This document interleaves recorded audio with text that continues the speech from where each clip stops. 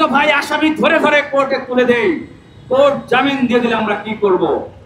আমরা দেখেছি লোয়ার কোর্টগুলোতে টাকার বিনিময়ে আওয়ামী লীগের খুনি সন্ত্রাসীদেরকে জামিন দিয়ে দেওয়া হচ্ছে। এই আসামিকে বাইরে নিয়ে লাথি পেটা করতে করতে পরবর্তীতে স্বীকারোক্তি দিয়ে তাকে জেল হাজতে পাঠানো হয়েছে। বিচারকদের বিচার কে করবে? বিচারকদের কি কোনো জবাবদিহিতা নেই?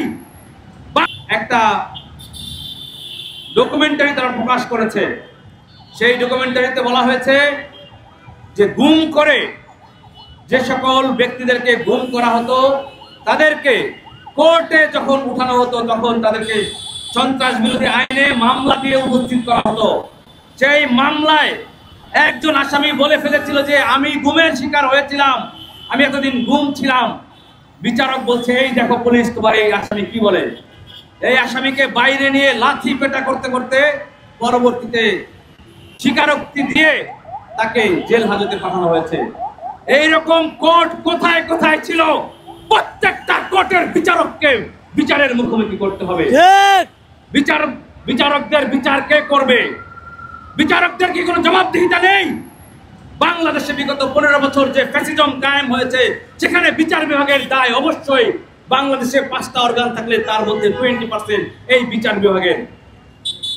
আমরা দেখেছি বিগত সময়গুলোতে আওয়ামী প্রেসক্রিপশনে, আওয়ামী অনুকম্পা নিয়ে আওয়ামী সরকারের অনুগ্রহ প্রার্থনার জন্য, তাদের মনোযোগ আকর্ষণের জন্য, তাদের কাছ থেকে সুবিধা আদায়ের জন্য এই বাংলাদেশের বিচার বিভাগের অনেক অনেক অনেক বিচারকরা তারা বাংলাদেশে যারা বিরোধী মত ছিল সেই বিরোধী মতের মানুষদেরকে জুডিশিয়াল কিলিং করেছে, তাদেরকে বিচারিক জুলুম করেছে। বিরোধী দলের একজন নিরপরাধ ব্যক্তিকে ধরে আনার পর যখন কোর্টে তোলা হতো তাকে বিনা বিচারে বিনা বিবেচনায় তাকে জেলে পাঠানো হতো। আমরা এই অন্তর্বর্তীকালীন সরকারের আমলে যেটি দেখছি যে দাগী আসামিগুলো, গণহত্যায় জড়িত আসামিরা গ্রেফতার হয়েছে, কিন্তু 2-3 দিন, 10 দিন, 15-20 দিন পরে তারা জামিন পেয়ে যাচ্ছে। আমি ঢাকার কয়েকটি জনের এডিসি ডিসিদের সাথে কথা বলেছি, তারা বলেছে আমরা তো ভাই আসামি ধরে ধরে কোর্টে তুলে দেই, কোর্ট জামিন দিয়ে দিলে আমরা কি করব? আমরা দেখেছি লোয়ার কোর্টগুলোতে টাকার বিনিময়ে আওয়ামী লীগের খুনি সন্ত্রাসীদেরকে জামিন দিয়ে দেওয়া হচ্ছে। বাংলাদেশের বিচার ব্যবস্থার কি ধরনের সংস্কার হয়েছে সেটা আমরা অন্তর্বর্তীকালীন সরকারের কাছে জানতে চাই।